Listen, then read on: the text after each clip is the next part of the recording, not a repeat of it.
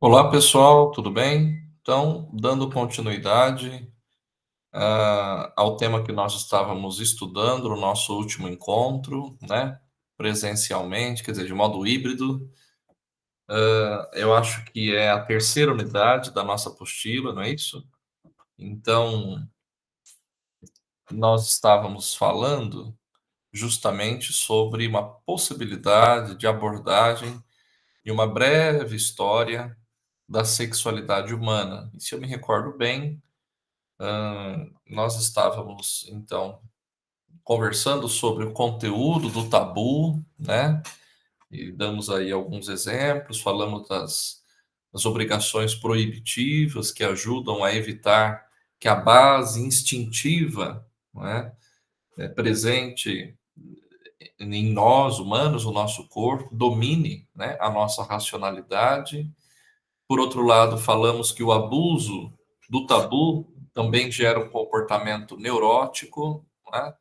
E sem desconsiderar, claro, a necessidade de um controle e chegando à conclusão, né, de que o equilíbrio, sem dúvida, é sempre a melhor opção em todas as situações. Depois, no nosso último encontro também, eu me lembro que nós falamos da possibilidade, da proposta de uma visão integral, com o objetivo de gerar pessoas sexualmente livres e maduras em sua visão sexual, a necessidade, então, da libertação da sexualidade da esfera do tabu. Falamos da sexualidade como objeto de consumo, né? Infelizmente, quando ela se torna uma moeda de troca, né? Ah, o abuso das propagandas, do marketing, né? Que torna a sexualidade um objeto, né? E, e oferece o tempo todo, enfim, facilita o acesso, favorece que tudo seja falado sobre sexualidade. E aí damos o exemplo das piadas de conotação sexual, enfim, né? Eu lembro que falávamos sobre tudo é sexo, fala de sexo, olha esse sexo, ouve esse sexo, respira esse sexo, sente esse sexo, tudo é sexo, né? É um produto que mais vende, né? Que tem muito, desperta muita curiosidade, enfim, porque mexe com aquilo que é mais primitivo dentro da gente, não é? Tem a ver com os nossos instintos, enfim, a provocação, etc. Depois, na proposta de um âmbito de reapropriação, nós citamos o movimento, a onda, né, dos movimentos feministas que ajudou a se formar uma nova mentalidade acerca da sexualidade humana, especificamente no que se refere à sexualidade feminina, né, a mulher que adquire uma nova consciência da sua sexualidade, do seu corpo, da sua feminilidade, não é isso? Ajudando então a mulher a deixar de ser um objeto de consumo e se reinventar como sujeito de sua própria história, partícipe, artífice, né, da sua própria vida pessoal, enfim, de uma forma autônoma, assumindo, enfim, o protagonismo da sua história sexual também, né? E nós paramos exatamente aí, nessa parte. Então, estou gravando para vocês esse conteúdo, uma vez que não foi possível, né, eu estar presente no nosso encontro presencial, síncrono, híbrido, enfim. Então a gente parte daí em diante e dá continuidade e conclui essa terceira unidade da nossa apostila, dos nossos estudos. Mas o que é, afinal, a sexualidade humana? Então, a relação da sexualidade humana com a sexualidade animal, ou seja, o nosso corpo, que é físico, né? Um forte vínculo entre a sexualidade humana e a sexualidade animal. Não dá para dissociar os dois, pois o ser humano é e se realiza no seu corpo, que é físico, que é animal, né? Então, o primeiro ponto, a sexualidade humana não é apenas uma questão de instinto, de reflexo, muito menos uma questão de pele, como se diz no popular, né? Ela é tudo isto, sim, mas é sobretudo uma questão de desejo, de escolha, de pessoa. aquilo que nos constitui enquanto humanos, não é? A nossa sexualidade não é um penduricalho, né? Não é um adendo, não é um anexo, mas é algo que nos constitui enquanto humanos, não é? É parte da nossa essência, da nossa existência, não é? A nossa sexualidade compõe justamente tudo aquilo que nós somos, ok? Então, reduzir a sexualidade humana somente à sua dimensão do instinto é, de fato, um reducionismo, é diminuir em muito a sua potencialidade, diminuir em muito a grandeza, né, de tudo aquilo que Deus assim criou e deu de presente para que o ser humano pudesse então viver. O segundo ponto é que a sexualidade humana define-se menos pela procriação do que pela conjugalidade. Isso aqui é um ponto muito importante. Antes de ser uma referência à criança, ao filho, né? É uma referência ao outro, o parceiro, a parceira, ou seja, um vínculo com o outro. Isso é importante ser dito porque durante muito, muito tempo, a própria igreja definia a sexualidade como algo apenas para a sexualidade, para a procriação, aliás, a sexualidade vinculada necessariamente, tão somente para a geração de filhos, né? E não, o que nós estamos afirmando é que ela é também para a procriação, é também para a geração de filhos, mas não deixa de ser também, evidentemente, uma referência ao outro, que gera uma vinculação com o parceiro. Por isso se fala de uma só carne, quando o casal então se une pelo vínculo do matrimônio, né, do sacramento do matrimônio, e a sexualidade assim se manifesta como consumação do matrimônio, ou seja, é um item indispensável, é uma parte fundamental da vida matrimonial, a vida conjugal também, que passa, evidentemente, pela prática sexual. Em outras palavras, ó, durante 24 horas por dia somos homens ou somos mulheres, não há meio termo, né? Tudo em nós é sexuado, mas nem tudo é sexual. Mesmo fora de toda e qualquer atividade genital, o ser humano continua sendo totalmente sexuado em tudo que faz, em tudo que é. Aquele exemplo, então, que nós demos em sala de aula com um aperto de mão, né, para perguntar: um aperto de mão é uma relação sexual? A nossa visão tão equivocada, tão fechada, tão limitada, né, que pensa muitas vezes sexo apenas como relação genital, a gente poderia talvez dizer que não, um aperto de mão não é uma relação sexual. Mas, na verdade, como são dois seres sexuados que estão dando as mãos, nós podemos sim afirmar que um mero aperto de mão trata-se de uma relação sexual, o que não tem nada a ver com o coito, né? O que não tem nada a ver com a relação sexual genital, mas justamente para destacar essa questão de que nós somos seres sexuados. Tudo é sexuado, mas nem tudo é sexual, né? Tudo em nós, humanos, é sexuado, porque somos seres sexuados, mas nem tudo é sexual, tudo bem? Essa distinção, essa referência é muito importante para que seja feita, de fato, muitos esclarecimentos acerca da questão da sexualidade humana.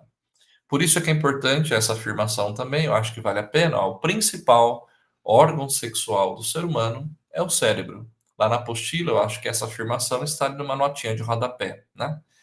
A sexualidade humana não é, portanto, algo consumado, algo dado, algo pronto, mas algo a ser feito, um projeto, algo em construção, algo que vai se fazendo aos poucos, assim como a nossa própria vida vai se fazendo também. O nosso corpo está em construção, a nossa mente está em construção, o nosso ser enquanto pessoa, a nossa mentalidade, né, está se formando, está se fazendo, e a nossa personalidade vai se fazendo, e a sexualidade humana também está nesse processo de constante fazimento, tá bem? Então, a sexualidade não é algo pronto, acabado, dado, consumado, mas é algo que vai sendo feito, é um projeto que vai sendo realizado a cada instante, a cada dia. Portanto, uma definição da sexualidade humana, precisamente enquanto humana, ultrapassa o meramente animal, o meramente biológico. Podemos defini-la como, o que é importante essa definição? Uma força de abertura, espera lá, que o Google está pedindo para eu confirmar se eu ainda estou aqui. Voltando,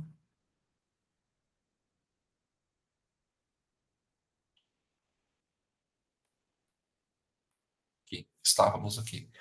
Podemos defini-la como uma força de encontro, um dinamismo de abertura, de comunhão e de criatividade.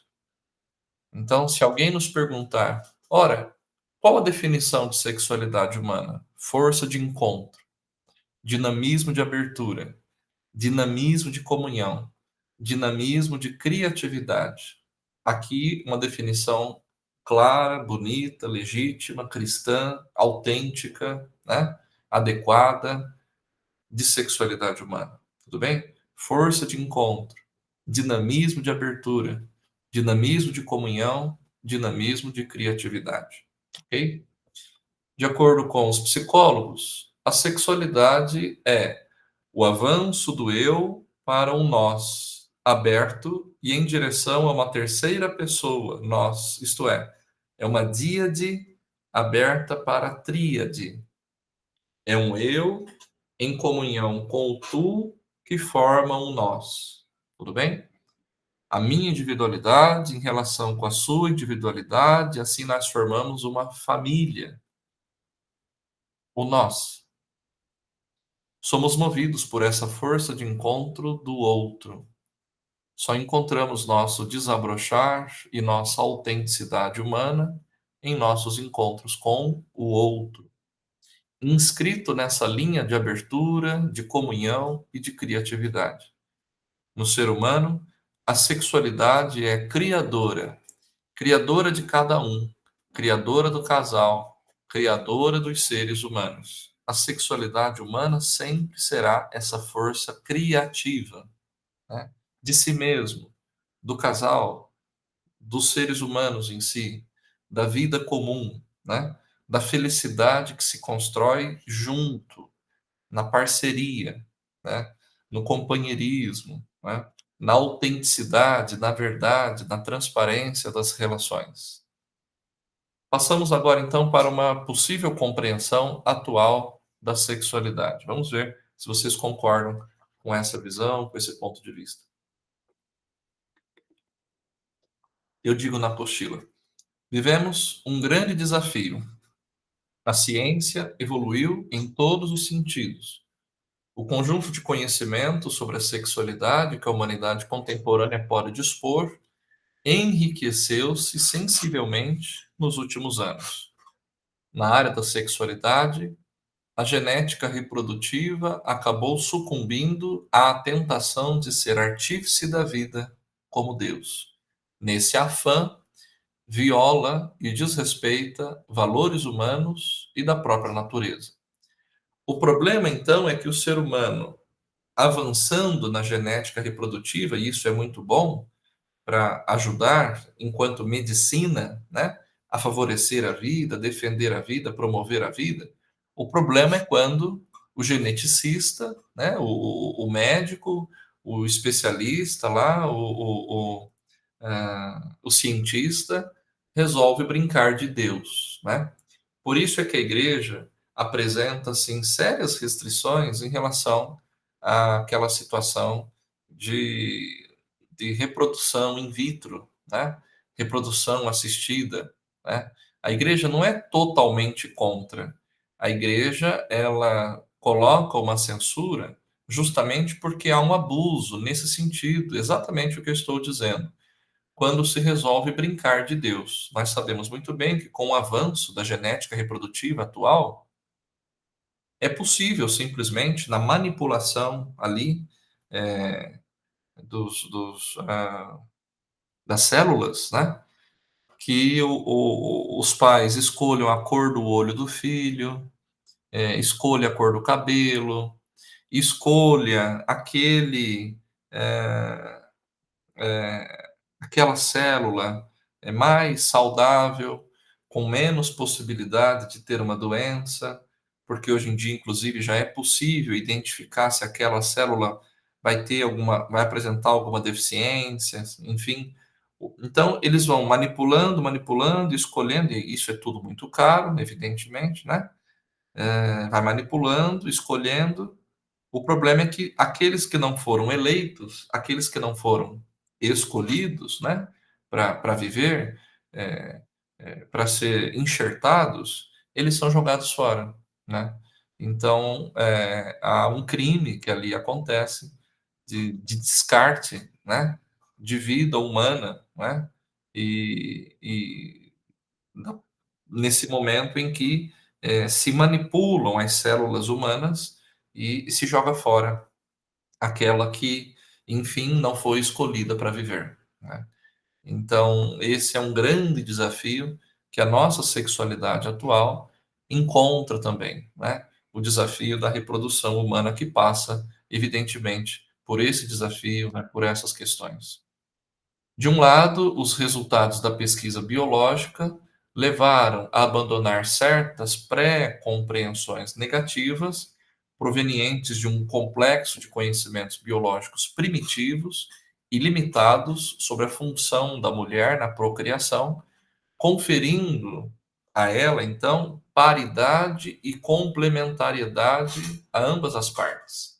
Então, isso é importante. Há pouco tempo, a gente certamente deve ter ficado sabendo de toda uma polêmica que surgiu por conta de uma citação de um religioso famoso da mídia, e aí eles fazem um recorte, né, de um trecho onde aparentemente esse pregador dá uma derrapada na sua interpretação do texto bíblico, dizendo que a mulher nasceu para ser uma companheira, não é esse o termo que ele usa, para ser uma auxiliar do homem, né? Então, de fato, é o que está escrito na Bíblia, porém, nós não fazemos uma leitura ao pé da letra. E esse é o cuidado que tem que se ter, por isso nós estamos estudando teologia exaustivamente, né? Toda a palavra de Deus deve ser lida dentro do seu contexto. Um texto tirado fora do contexto, ele vira pretexto, né? Para se fazer guerras, para se fazer combates, para se agir com preconceito, com discriminação, e isso é um grande perigo, né? Então, algumas violências que surgem, que brotam, desrespeitos à vida humana que surgem, que brotam justamente de uma leitura a partir de uma compreensão equivocada da palavra de Deus. Então, o avanço das ciências favorece, então, que a igreja também identifique, contemple, valorize essa paridade, a complementariedade entre homem e mulher. A mulher não é uma mera companheira, uma mera auxiliar do homem, como infelizmente durante muitos e muitos séculos ela assim foi vista. Então, o homem existia, né? E inclusive até hoje muitas pessoas trabalham com esse conceito, dizendo que o homem é e deve ser a cabeça da casa, e a mulher então é o quê? Se o homem é a cabeça, então é só o homem que pensa, né? E a mulher, então, se torna uma companheira que é meramente de cama. Como é que é? Cama, mesa e fogão, né? É, a mulher serve para isso, para servir, né? É, cama, mesa e banho, né? Algo nesse sentido? Não. A mulher tem o seu lugar na sociedade, né? Atinge esse nível de paridade, então, de complementariedade. Homem e mulher se complementam, né? E diante de Deus eles são iguais, né? Diante de Deus eles são filhos, igualmente, né? A gente cita sempre que no Brasil, por exemplo, precisou existir uma lei para garantir que uma mulher exercendo a mesma função de um homem dentro de uma empresa, ela possa receber o mesmo salário. Porque durante muito, muito tempo, se precisou existir a lei, é sinal de que existia a situação ali presente, né? Precisou existir uma lei para garantir, então, que uma mulher exercendo o mesmo cargo de um homem dentro de uma empresa recebesse o mesmo salário pelo trabalho prestado. Então, é um machismo que a gente vai convivendo com ele durante muito tempo, a vida inteira, os tempos vão se passando, as décadas, os séculos, e a gente vai compactuando com isso, vai concordando com essa visão, e a lei, então, vem justamente para corrigir essa discrepância, corrigir essa visão equivocada de que a mulher, por exemplo, deve estar submetida ao homem, de que a mulher está subjugada ao homem, de que a mulher, enfim, é meramente uma auxiliar do homem, porque não é.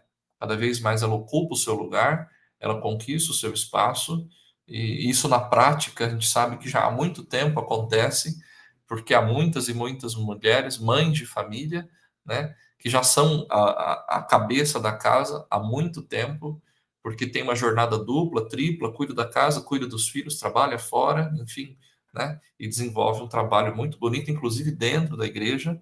E o Papa Francisco tem favorecido cada vez mais a participação, a presença e tem conferido responsabilidades às mulheres, né, dentro da igreja, elas têm assumido papéis de referência dentro da igreja, de liderança dentro da igreja, justamente para que seja superada essa visão de que só os homens é que devem mandar, só os homens é que devem dar as ordens, só os homens é que devem estar no comando e assim por diante. Uma reflexão moral a partir do comportamento sexual dos cristãos nos dias atuais nos propõe como devemos agir diante dessa multiplicidade de comportamentos, confrontando as práticas atuais com os ensinamentos da tradição cristã, da Bíblia, da história, do magistério e dos documentos da igreja, né? Então nós vivemos uma sociedade pluralista, cada vez mais plural, diversa, policêntrica. Hoje nós vemos que há inúmeras iniciativas de tudo quanto é lado, né? Que defendem diversas e diversas causas, uma mais diferente que a outra, desqualificando muitas vezes o papel de masculino e feminino, fazendo uma bagunça, uma mistura, uma salada, uma confusão entre uma coisa e outra. Isso, evidentemente, nós sabemos que confunde o comportamento moral, sobretudo das nossas crianças, dos nossos adolescentes, os nossos jovens, enfim, que ficam como que refém, né, dessa bagunça toda, dessas histórias que vão surgindo e que atrapalham e muito é, a nossa vida, né, a própria vida pastoral, né, a nossa proposta de igreja, aquilo que nós, enfim, afirmamos para o mundo, apresentamos, né, para as pessoas e, enfim, causa uma grande confusão, né? Portanto, é preciso transladar-se para um clima de abertura, de pluralidade, sim, de significados, de polivalência de sentido.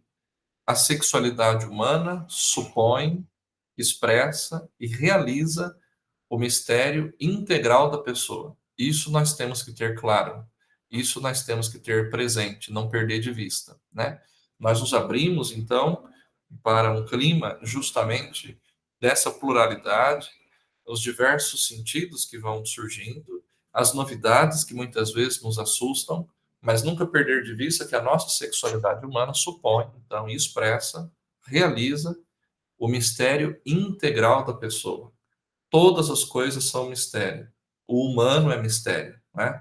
Deus assim nos constitui enquanto mistérios, ele é o nosso criador e ele então nos ajuda a ter consciência e noção de quem nós somos de fato, filhos e filhas amados, com esse aspecto importantíssimo, indispensável, que é a sexualidade humana, que existe não para atrapalhar a nossa vida, pelo contrário, mas para favorecer a nossa felicidade, a nossa relação enquanto humanos, realização enquanto pessoas.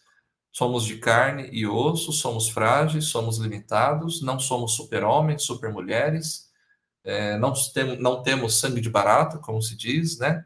Não somos de aço, temos limites, temos pecados, mas Deus está do nosso lado, Ele assim nos constituiu, Ele nos favorece, Ele nos fortalece, Ele nos ensina o caminho mais seguro, mais adequado, que nós de fato devemos seguir para fazer a Sua vontade, para cumprir o seu plano, para viver de acordo com aquilo que Ele espera de nós. Tá bom, gente? Então, basicamente, era essa a conclusão prevista para esse nosso encontro, né? E assim nós concluímos essa terceira unidade do nosso curso, daquilo que nós estamos estudando lá na nossa apostila.